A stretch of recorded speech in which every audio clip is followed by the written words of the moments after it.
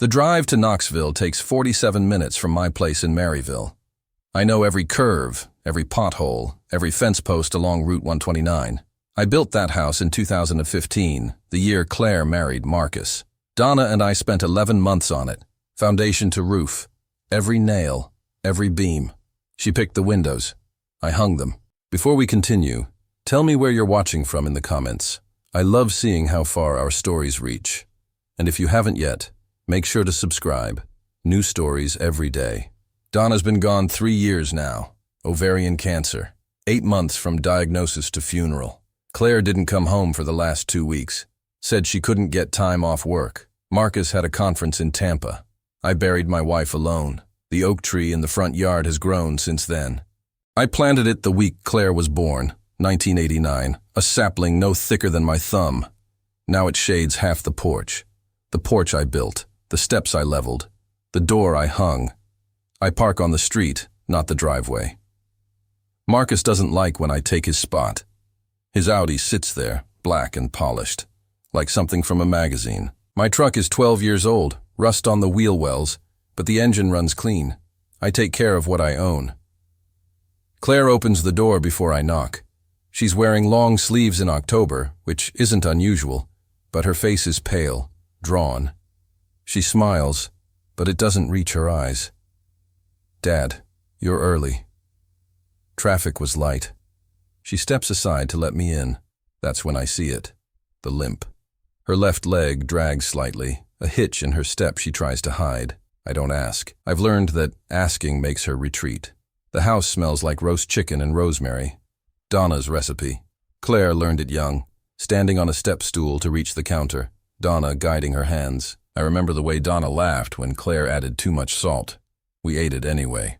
Marcus is in the living room, on the couch, laptop open, phone in hand. He doesn't get up when I enter. "Harold, good to see you." Marcus. He gestures vaguely toward the kitchen. "Claire's been cooking all day, you know how she gets." I don't respond. I walk to the kitchen instead. Claire is at the stove, stirring something, her back to me. I see her shoulders tense when she hears my footsteps. "Need help?" "No, Dad. I've got it. Go sit down. Dinner's almost ready." I sit at the table I built. 6 chairs, oak, hand-carved spindles. Donna picked the design from a magazine, and I spent 3 weeks in the garage getting it right. Marcus sits at the head now, my seat, when Donna was alive. I don't mention it. Claire brings the food out. Roast chicken, mashed potatoes, green beans. She moves carefully, favoring her left side. When she sets down the serving dish, her sleeve rides up. I see the bruise, purple and yellow, the size of a man's grip wrapped around her forearm. She catches me looking, pulls the sleeve down, says nothing. We eat in silence for a few minutes. Marcus cuts his chicken with precise, efficient strokes. He chews with his mouth closed, wipes his lips with a napkin after every bite. Polished, controlled. "Claire, the potatoes are cold." She flinches. "I'm sorry. Don't bother. Just pay attention next time." His foot moves under the table. I hear it before I see it. A dull thud against the leg of her chair. Claire lurches forward, catches herself on the table edge. Her fork clatters against the plate. "Sorry," she whispers. "I'll get more." She stands, takes the dish to the kitchen. Marcus doesn't look up from his plate. I set down my fork. My hands are steady, but something inside me has gone very still, very quiet. The way I used to feel before entering a burning building, calm on the surface, everything beneath it coiled tight. "How's work, Marcus?" "Busy. Market's picking up, sold 3 houses last week. Good money in that, if you know what you're doing." Claire returns with the potatoes reheated. She sits down carefully, not looking at either of us. Her hands tremble slightly as she serves herself. I finish my meal. I compliment the chicken. Claire smiles, but it's thin, fragile. Marcus checks his phone twice during dessert. At 8:15, I stand to leave. "Thank you for dinner, Claire." "I'm glad you came, Dad." She hugs me at the door. I feel how thin she's become. Her ribs through the sweater, her shoulder blades sharp. She used to be sturdy, solid. Donna's build. Now she feels like kindling. "You should visit more," she says. "I miss you." "I will." Marcus waves from the couch, doesn't get up. I step onto the porch. The oak tree rustles in the night wind, leaves scraping against each other. I pause at the door, look at the lock. Brass, single-cylinder deadbolt. I installed it myself in 2015. I remember the weight of it in my hand, the satisfaction of the bolt sliding home. I have a copy of that key in my desk drawer at home. The drive back to Maryville is dark, quiet. I don't turn on the radio. I think about Claire's limp, the bruise on her arm, the way she flinched when Marcus spoke. I think about Donna, how she'd look at me if she could see this. She'd want me to do something. She'd expect me to. At home, I pour a glass of bourbon, sit in the kitchen. The house is silent, too big for one person, but I can't bring myself to sell it. Donna picked the cabinets. I hung them. I opened the drawer in my desk. The key is there, brass and cold. Beside it, a folder. I pull it out, open it on the table. The deed to the house in Knoxville. I never transferred it. When Claire and Marcus got married, I meant to. I had the paperwork drawn up, ready to sign. But then Donna got sick, and everything stopped. After the funeral, I couldn't think about it. The months passed. Claire never asked. Marcus never mentioned it. The property is still in my name. Harold Brennan, sole owner. The taxes come to my address. I pay them every year February a check for $3,247. I look at the deed for a long time. The paper is crisp, official. My name, typed in black ink. The address of the house I built for my daughter. The house where my daughter is not safe. I put the deed back in the folder. I put the folder back in the drawer. I lock the drawer and put the key in my pocket. Then I sit in the dark, and I think about what I saw tonight. The limp, the bruise, the kick under the table, the way Claire whispered sorry like it was the only word she knew. I think about Marcus at the head of my table, in my seat, eating food made from my wife's recipe, in a house I built with my own hands. I think about the deed in the drawer. I don't sleep that night. I sit in the kitchen until the sky turns gray, watching the light change through the window Donna picked out 23 years ago. By morning, I know what I'm going to do. I just don't know yet if my daughter will forgive me for it. The first Tuesday after Thanksgiving, I drive to Knoxville at 2:15 p.m. Marcus sells houses. His schedule is online. Open houses, client meetings, closings. Tuesdays, he shows properties until 6. Claire should be alone. I park on the street again. The oak tree has dropped most of its leaves, brown and curled on the lawn. No one has raked them. When Donna was alive, I raked every week from October through December. Now the leaves pile against the foundation I poured. Claire answers the door in a sweater and jeans. Long sleeves again. Her face is thinner than 2 weeks ago, cheekbones sharper. She smiles when she sees me, and for a moment she looks like herself, like the girl who used to ride on my shoulders at the county fair, sticky fingers in my hair, laughing at nothing. "Dad, I didn't know you were coming. I was in the area. Thought I'd stop by." She hesitates. I see her glance back into the house, toward the kitchen, the living room. Checking. "Marcus isn't here," I say. "I saw his car at the Century 21 office on Kingston Pike." Her shoulders drop. She steps aside. "Come in. I'll make coffee." The house is clean but dim, curtains drawn, lights off except in the kitchen. Claire moves through the space like she's trying not to disturb it. I follow her, noting the details. A dent in the drywall by the bedroom door, patched but visible. A crack in the bathroom mirror, taped over. The kitchen trash can has a broken lid. She makes coffee. Her hands are steadier today. But when she reaches for the mugs on the top shelf, I see her wince. Right shoulder. She used to pitch softball in high school. Strong arm, good rotation. Now she can barely lift a cup. "How have you been, Claire?" "Fine. Busy. Marcus has been working a lot, so I've had the house to myself." "That's good." She sets the coffee down. Black for me, cream for her. Donna took hers the same way. "Dad, I need to ask you something." I wait. "Marcus mentioned the deed for the house." She looks at her hands. "He said you never transferred it after the wedding." "I didn't." "He wants to know if you're going to." I take a sip of coffee. "It's weak, watery. Claire used to make it strong." "Why does he want to know?" "He's been talking about selling, moving somewhere bigger. He says the market's good right now and we could make a profit." "This house isn't for sale." She looks up. Her eyes are tired, rimmed with shadow. Dad, I built this house for you, Claire. For you and your family. It's not an investment property. I know. But Marcus thinks... I don't care what Marcus thinks. The words come out harder than I intend. Claire flinches. I see her shoulders rise, her hands tighten around the mug. The same posture she had at dinner when Marcus kicked her chair. I take a breath. Soften my voice. I'm sorry. I didn't mean to snap. I'm not ready to sign anything yet. I need to think about it. She nods, but she doesn't look at me. We sit in silence for a while, drinking coffee that tastes like nothing. Before I leave, I go to the bathroom. On the way, I take out my phone. I photograph the dent in the drywall, the cracked mirror, the broken trash can lid. I photograph the living room, the couch where Marcus sits, the table where he eats, the chair where Claire flinched. I photograph the porch, the front door, the oak tree.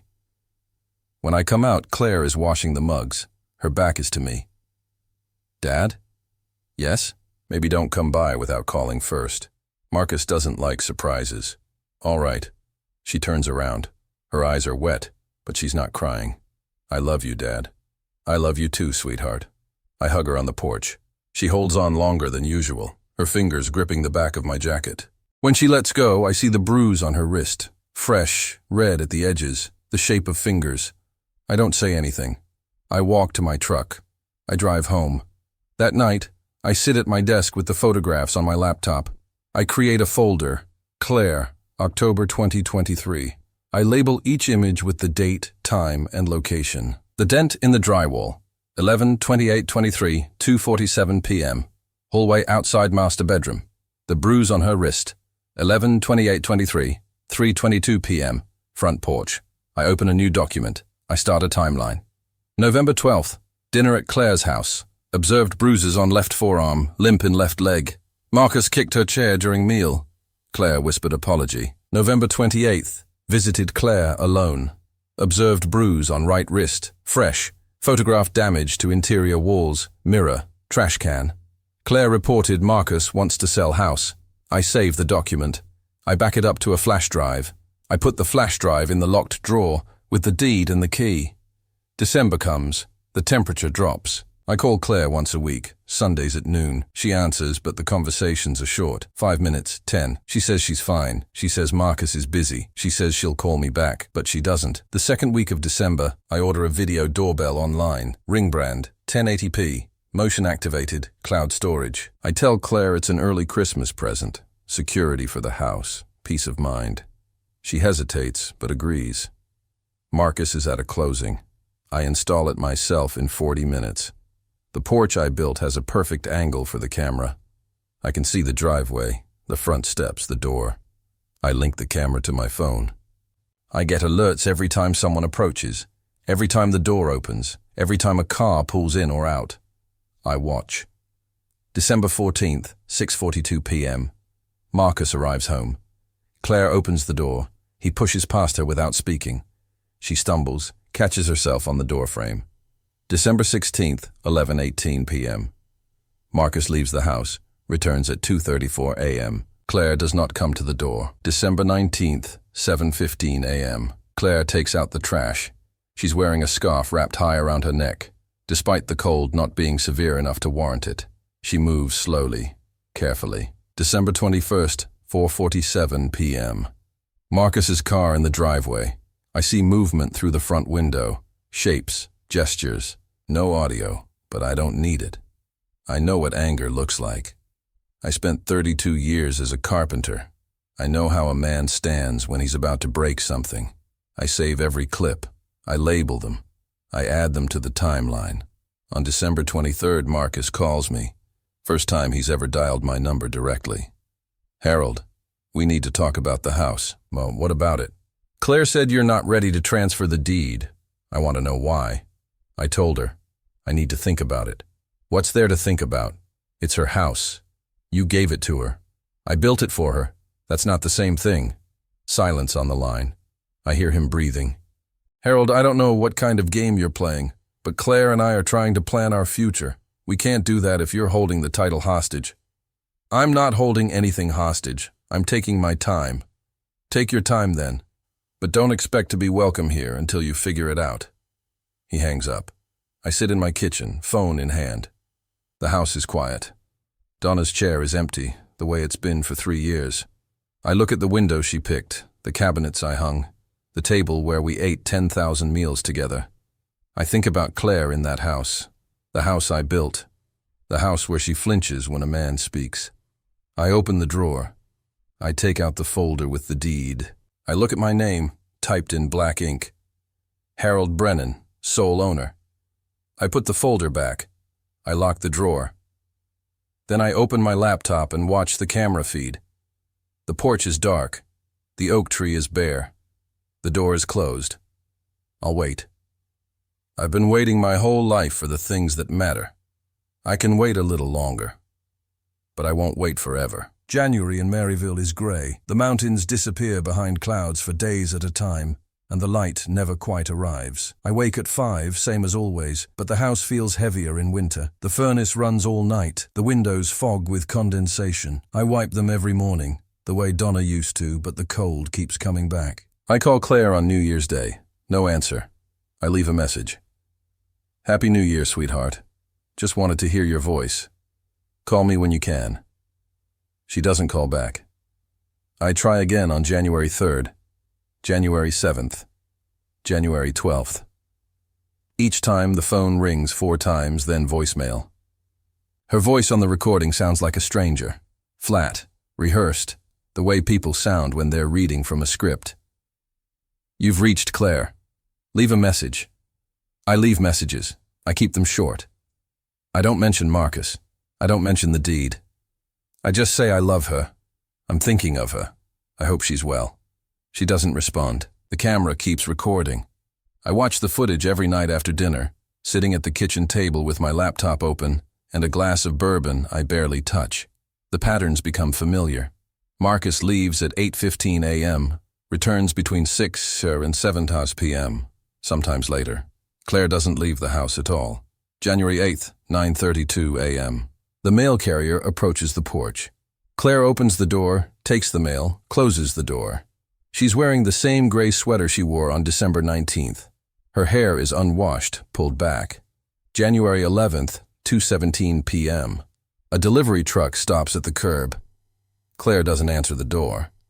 The driver leaves a package on the porch. It sits there for 3 hours before she retrieves it. January 15th, 6:58 p.m. Marcus arrives home. Claire opens the door. He says something. I can't hear it, but I see her face. She steps back. He steps forward. The door closes. I save the clips.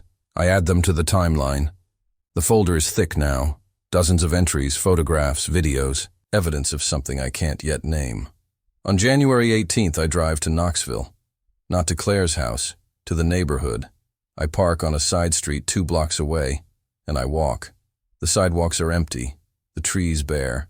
The houses sit silent, smoke rising from chimneys, cars in driveways. Normal life. Ordinary life. I pass the Hendersons' place, 3 doors down from Claire. Bill Henderson and I used to talk at the mailbox when I was building the house. He's retired now, home most days. I see him in the front yard, pulling dead leaves from the gutter. Bill. He looks up, squints.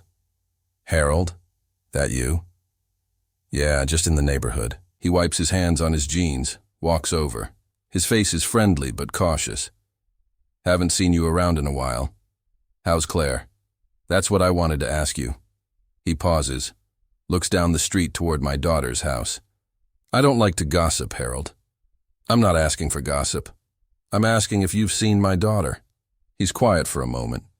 Then he sighs. Not much.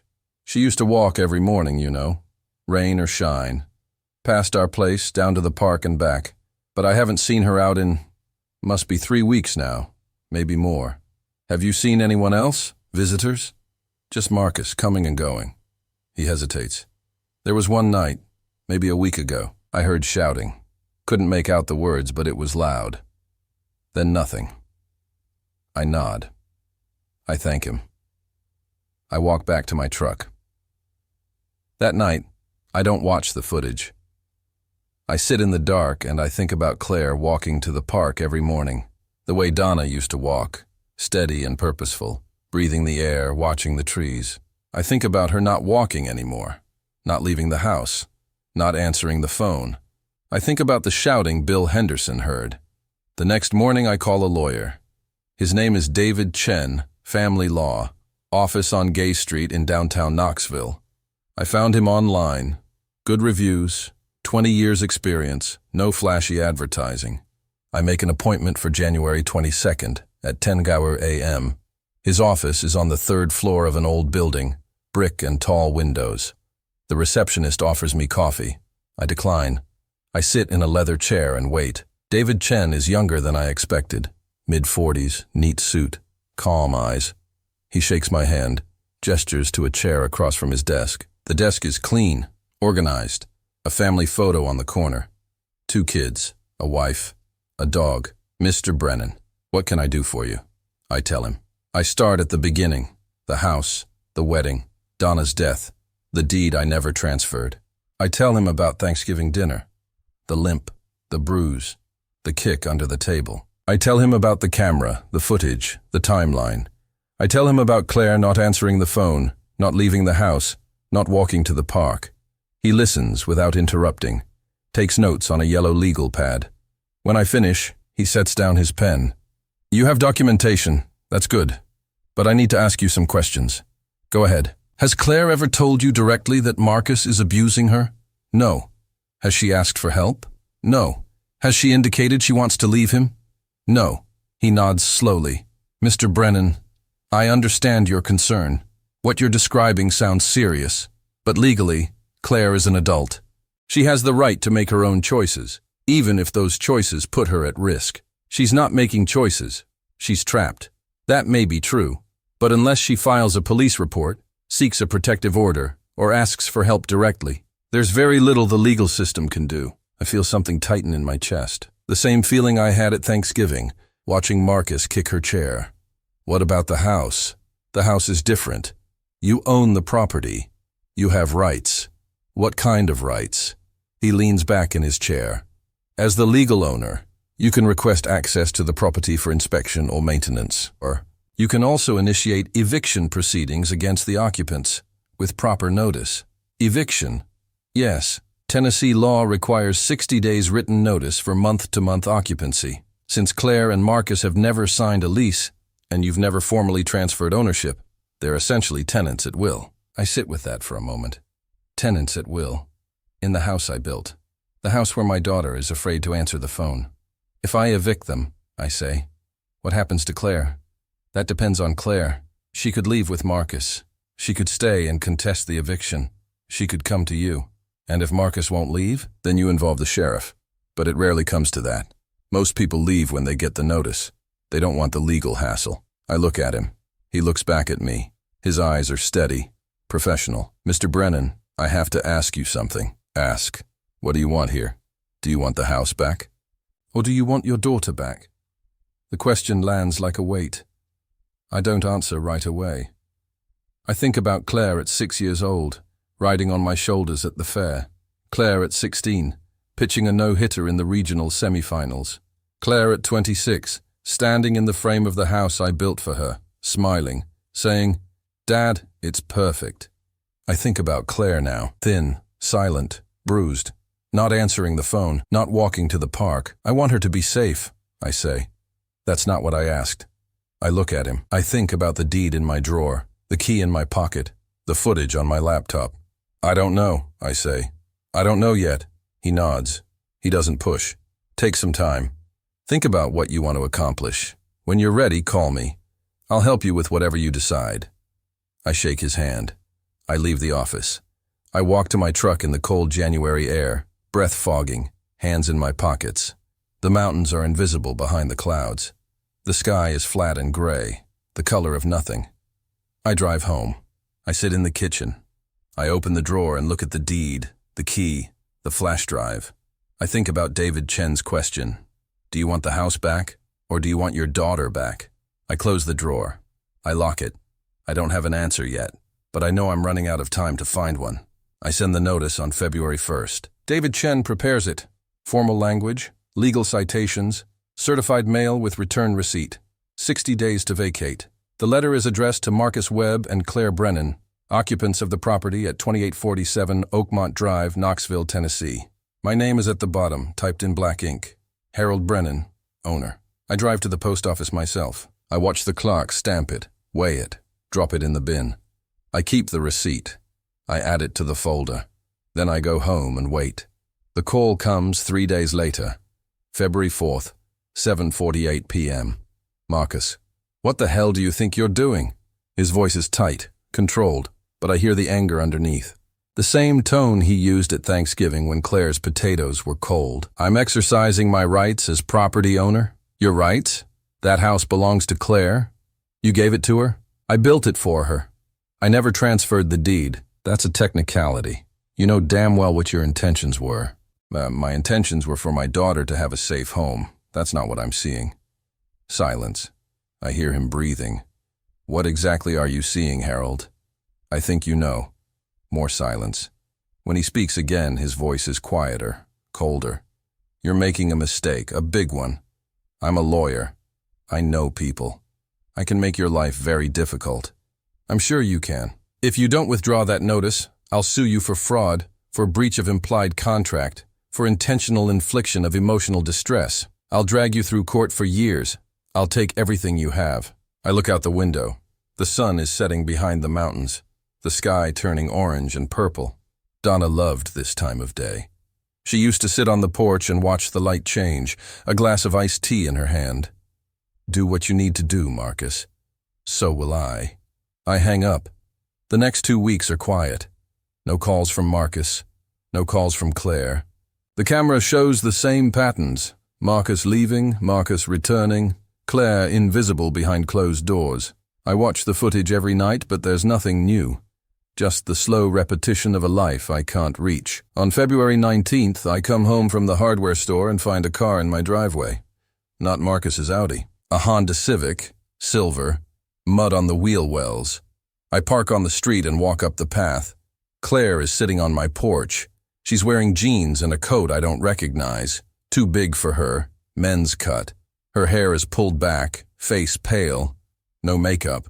She looks up when she hears my footsteps. Dad. Claire. I sit down next to her. The porch is cold, the wood damp from last night's rain. We don't speak for a moment. I wait. I got your letter, she says. I know. Marcus is furious. I know that too. She looks at her hands. They're thin, the knuckles sharp. She used to have strong hands, pitcher's hands, Donna called them. Now they look like they belong to someone else. Why are you doing this? You know why. Dad. Claire. I turned to face her. I saw the bruises. I saw the limp. I saw him kick your chair. I've been watching the camera footage for 2 months. You don't leave the house. You don't answer the phone. You don't walk to the park anymore. Her eyes fill with tears, but she doesn't let them fall. It's not what you think. Then tell me what it is. She's quiet for a long time. The wind moves through the trees, bare branches scraping against each other. A cardinal lands on the fence post, red against the gray sky. Donna's favorite bird. She used to say they were messengers. He wasn't always like this, Claire says. When we first got married, he was different. Kind. Attentive. He used to bring me flowers every Friday. What changed? I don't know. The market crashed in 2020 and he lost a lot of clients. He started drinking more, working later, coming home angry. She pauses. The first time he hit me was 3 years ago, right after Mom died. I feel something crack inside me, a fracture I didn't know was there. Why didn't you tell me?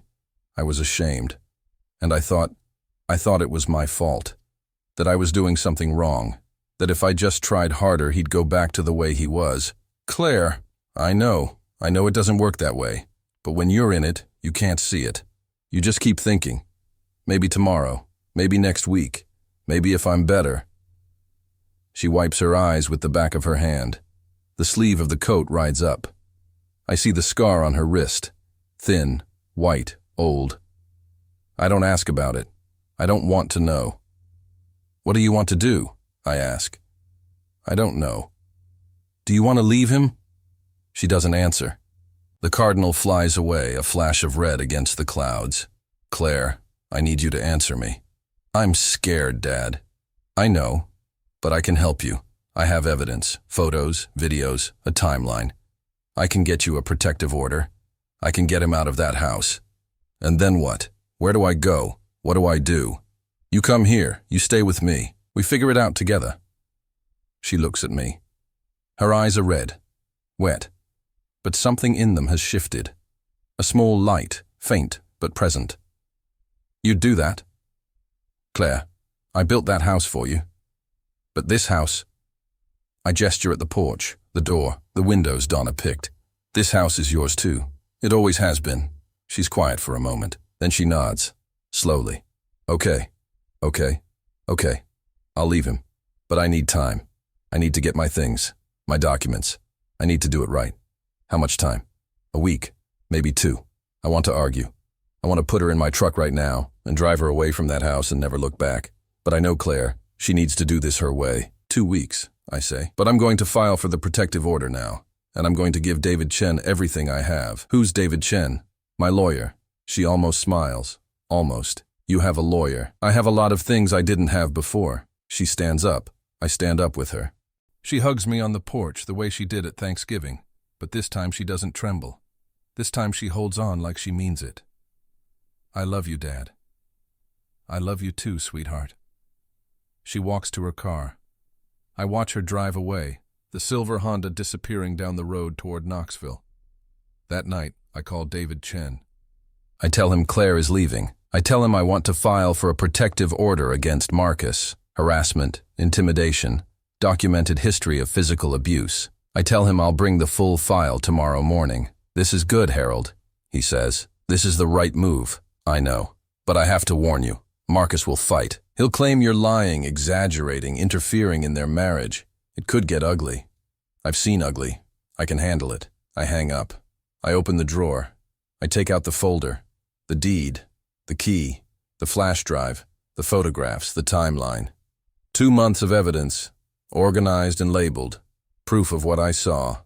Proof of what I know. I spread it out on the kitchen table. I look at each piece, one by one. The bruise on Claire's arm from Thanksgiving. The dent in the drywall. The footage of Marcus pushing past her at the door. The scar on her wrist I pretended not to see. I think about Donna, what she would say if she were here. She'd be proud, I think. She'd be scared. She'd tell me to be careful, to think it through, to make sure I'm doing this for the right reasons. I am. I put everything back in the folder. I close the drawer. I lock it. Then I sit in the kitchen and wait for morning. The cardinal is back on the fence post, red against the gray, watching. He comes on a Sunday, March 2nd, 4:17 p.m. I'm in the garage, sharpening a chisel I haven't used in months. The sound of the whetstone is steady, rhythmic, metal against stone, the way my father taught me 50 years ago. I hear the car before I see it. The engine is too smooth, too quiet, not a truck. I set down the chisel and walk to the driveway. Marcus parks behind my truck, blocking it in. He gets out slowly, deliberately. He's wearing a suit, no tie, the top button undone. His face is calm, but his jaw is tight. I've seen that look before. The look of a man who thinks he's in control. Harold, Marcus. He walks toward me, stops about 6 feet away. Close enough to talk, far enough to retreat. We need to settle this. I thought we were settling it through lawyers. Lawyers cost money, time. I'd rather handle it between us. There's nothing to handle. I filed the protective order. You have 30 days to vacate the property. His jaw tightens further. I see a muscle twitch below his ear. That order is based on lies, fabrications. You've been spying on us, taking pictures, twisting everything to fit your narrative. I've been documenting what I saw, what you think you saw. Claire tripped on the stairs. That's how she hurt her leg. She bruises easily, always has. And that video of me at the door? I was tired, Harold. I'd been working 12-hour days. I pushed past her because I needed to sit down. You pushed her. I pushed past her. There's a difference. I don't respond. I look at him. His polished shoes, his pressed suit, his careful words. He's rehearsed this. He's been rehearsing it for days, maybe weeks. The story he'll tell the judge, the narrative he'll spin. "Let me tell you how this is going to go," he says. "You're going to withdraw the eviction notice. You're going to drop the protective order. And you're going to sign over the deed to that house, the way you should have done 8 years ago. And if I don't, then I'll destroy you." He steps closer.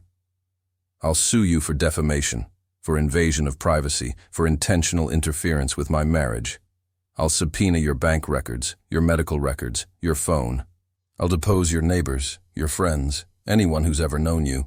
By the time I'm done, you'll be bankrupt and alone." I look at him. I think about the folder in my desk drawer, the photographs, the videos, the timeline. 2 months of evidence, organized and labeled. I think about Claire on my porch, telling me about the first time he hit her, 3 years ago, right after Donna died. "Come inside," I say. "What?" "Come inside. I want to show you something." He hesitates. I see the calculation in his eyes. The risk. The reward. He follows me. The kitchen is dim, the curtains half drawn. I turn on the light over the table. I gesture to a chair. "Sit." He sits. I open the drawer and take out the folder. I set it on the table in front of him. "Open it." He opens it. I watch his face as he looks through the contents. The photographs. Claire's bruised arm at Thanksgiving. The dent in the drywall. The cracked mirror. The video stills. Him pushing past her at the door. Her stumbling, catching herself. The timeline. Dates, times, descriptions. 2 months of his life, documented in black and white. His face doesn't change. He's good at that. Controlling his expression, hiding what's underneath. But I see his hands. They're gripping the edge of the folder, knuckles white. "This is nothing," he says.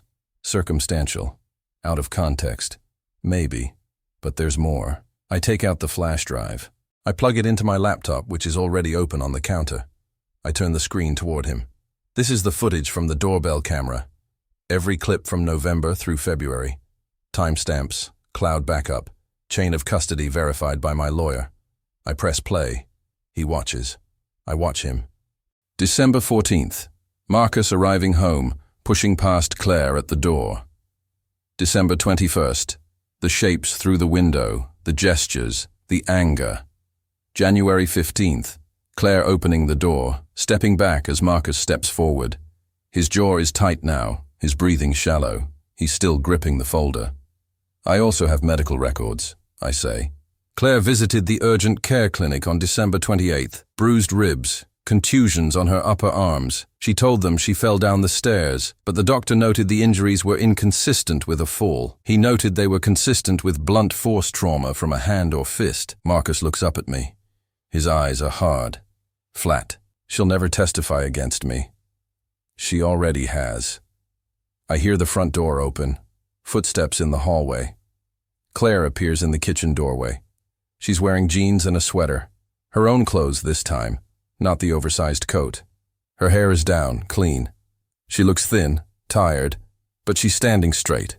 She's looking at Marcus. "Claire," he says, "what are you doing here? I came to tell you something. Whatever your father's been saying, it's not true. He's manipulating you, turning you against me. Stop." Her voice is quiet, but it cuts through his words like a blade. He stops. "I'm not here because of my father," she says. "I'm here because of me. Because I've spent 3 years making excuses for you. 3 years hiding bruises and lying to doctors and telling myself it would get better. It's not going to get better. It's never going to get better. Claire, listen to me." "No, you listen." She steps into the kitchen. Her hands are trembling, but her voice is steady. "The first time you hit me was 3 years ago, the night after my mother's funeral. I was crying in the bedroom and you told me to stop. You said I was being dramatic. When I didn't stop, you slapped me. You said you were sorry. You said it would never happen again." Marcus opens his mouth. She keeps talking. "But it did happen again, and again, and again. The bruised ribs in December? You threw me against the dresser because I forgot to pick up your dry cleaning. The limp my father saw at Thanksgiving. You kicked me in the leg because I overcooked the chicken. Every time you said you were sorry. Every time I believed you." She's crying now, tears running down her face, but she doesn't wipe them away. She doesn't look away. I'm done believing you, Marcus. I'm done making excuses. I'm done being afraid. The kitchen is silent. I hear the furnace running, the hum of the refrigerator, the wind outside. Marcus is still sitting at the table, the folder open in front of him, the laptop playing footage he can't unsee. "You're making a mistake," he says. His voice is flat, controlled, but I hear the crack underneath. "Both of you. You think you can ruin me with this? I'll bury you in court. I'll take everything." I step forward. I close the laptop. I look at him. "Here's what's going to happen, Marcus. You're going to sign the divorce papers. You're going to vacate the house by the end of the month, and you're going to walk away without contesting anything.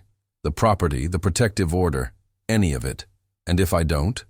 Then every piece of evidence in that folder goes to the Knoxville Police Department and to the Tennessee Board of Professional Responsibility. You're a lawyer, Marcus. You know what happens to lawyers who get charged with domestic assault." He stares at me. I stare back. I've faced worse than him. I've walked into burning buildings. I've carried bodies out of wreckage. I've buried my wife. He stands up. He looks at Claire, then at me. His face is empty, unreadable. "You'll regret this," he says. He walks out. I hear the front door close, the car start, the engine fade down the road. Claire is still standing in the doorway. She's shaking now, her whole body trembling. I go to her. I put my arms around her. She leans into me, her face against my shoulder, and she cries. I hold her for a long time. I don't say anything. There's nothing to say. When she finally pulls back, her face is wet, her eyes red. But she's looking at me, and there's something in her expression I haven't seen in years. Relief. "Is it over?" she asks. "Almost," I say. "Almost." She nods. She wipes her face with her sleeve. "Dad? Yeah? Thank you for not giving up on me." I look at her. My daughter, my only child, the girl I carried on my shoulders, the woman I built a house for. I think about Donna, what she'd say if she were here. She'd be proud. She'd be crying too. "I never would," I say. "Not ever." The cardinal is on the fence post again, watching through the window, red against the gray sky. Donna's messenger. I think she'd approve. September comes soft to Knoxville. The heat breaks in the first week, the humidity lifting like a weight off the valley. The mountains turn visible again, blue-green ridges sharp against the sky. The oak tree in Claire's front yard is full, leaves dark and heavy, shading the porch I built 9 years ago. I park on the street, force of habit. Marcus's Audi is long gone, sold, I heard, to cover legal fees. The driveway is empty except for Claire's Honda, the same silver Civic she drove to my house in February. She's talked about getting something newer, but she hasn't yet. She says she's not ready to spend money on things she doesn't need. I walk up the path. The flower beds along the front are planted now. Marigolds, zinnias, black-eyed Susans, Donna's favorites. Claire started them in June, after the divorce was finalized. She said she needed something to do with her hands. The door opens before I knock. "Dad." Right on time. Always. She smiles. It reaches her eyes now. It didn't used to. The house smells like coffee and something baking. Banana bread, I think. Donna's recipe. The one with walnuts and a little too much cinnamon. Claire leads me to the kitchen, pours 2 cups, sets them on the table I built. We sit across from each other, the way we used to when she was young, doing homework while Donna cooked dinner. "How was your week?" she asks. "Quiet. Finished the bookshelves for the Hendersons. Bill wants me to do their deck next spring." "That's good. Keeps you busy. Keeps me out of trouble." She laughs. A real laugh. Unguarded. I haven't heard that sound in years. We talk about small things. Her freelance design work is picking up. She's got 3 clients now, steady income, enough to cover the bills. She's been walking again every morning down to the park and back. She joined a book club at the library. She's thinking about getting a dog. I listen. I drink my coffee. I watch her face as she talks, the way her hands move, the way she leans forward when she's excited about something. She looks like Donna. She always did. But I see it more now. The shape of her jaw, the curve of her smile, the way she tilts her head when she's thinking. "Dad? Yeah?" "You're staring." "Sorry, just thinking." "About what?" I set down my cup. I look at her, my daughter, my only child, sitting in the house I built for her, drinking coffee from a mug Donna picked out 20 years ago. I'm proud of you, I say. She blinks. Her eyes get wet, but she doesn't cry. She's done enough of that. I didn't do anything. You did all the work.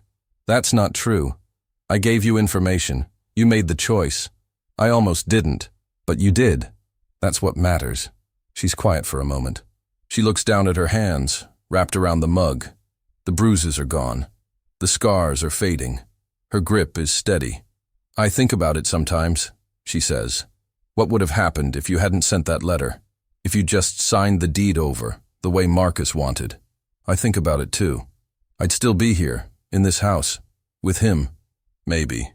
No, definitely. I wouldn't have left on my own. I didn't have the strength. You had the strength. You just needed a reason to use it. She looks up at me. Her eyes are clear, steady. You were the reason, Dad. I don't know what to say to that. I never have. So I just nod, and I finish my coffee, and I let the silence sit between us like something solid, something earned. After a while, she stands up. Come outside. I want to show you something. I follow her to the backyard. The lawn is mowed, the edges trimmed. The fence I built along the property line is still standing, the posts straight, the boards tight. Claire walks to the far corner, near the old magnolia tree, and stops. There's a birdhouse on a pole. Small, simple, painted red. A cardinal is perched on the roof, watching us. I made it, Claire says. Took a class at the hardware store. It's not perfect, but it works. I look at the birdhouse. The joints are a little rough, the paint uneven in spots, but it's solid. It'll last. Your mother would have loved it. I know. That's why I made it. The cardinal flies off, a streak of red against the green. We watch it disappear into the magnolia. Dad, I need to tell you something. What? She turns to face me. Her expression is serious, but not sad. Resolved. I'm not angry at you. For the letter, the eviction notice, any of it. I was, at first. I thought you were trying to control me, the way Marcus did. But you weren't. You were trying to save me. I was trying to give you a choice. You gave me more than that. You gave me proof. Evidence that what I was living wasn't normal, wasn't okay. She pauses. I needed to see it from the outside. I couldn't see it from the inside. I nod. I think about the folder in my desk drawer. Empty now, the contents filed away with David Chen, the case closed. I think about the nights I spent watching the camera footage, documenting every timestamp, every bruise, every flinch. I didn't know if it would work. I didn't know if she'd ever forgive me. I'm sorry I didn't tell you what I was doing, I say. I should have trusted you. No, you were right not to. I would have told Marcus. I would have tried to fix it, the way I always did. You knew that. I hoped I was wrong. You weren't. We stand there for a while, in the backyard of the house I built, watching the magnolia sway in the breeze. The air smells like cut grass and something sweet. The zinnias, maybe, or the last of the summer jasmine along the fence. I should get going, I say. Let you enjoy your Sunday. Stay for lunch. I made soup. What kind? Tomato basil, Mom's recipe. I almost say no. I almost say I don't want to impose, that she should have her space, her independence. But I look at her face, and I see that she wants me to stay, that it matters to her. All right, I say. Tomato basil sounds good. We walk back to the house. She heats the soup, slices the banana bread, sets the table. We eat in the kitchen, sunlight coming through the window, the cardinal back on the birdhouse, watching. We don't talk about Marcus. We don't talk about the protective order or the divorce or the months of legal paperwork that ground him down until he signed everything just to make it stop. We don't talk about the letter he sent Claire in July, 3 pages, handwritten, begging her to reconsider. She showed it to me once, then threw it away. We talk about the weather, about the book she's reading, about whether she should get a golden retriever or a lab. Retriever, I say. They're calmer. That's what I was thinking. After lunch, I help her wash the dishes. She washes, I dry. The way Donna and I used to do it, every night for 34 years. The rhythm is familiar, easy, comfortable. When we're done, I put on my jacket. She walks me to the door. Same time next week? She asks. Same time.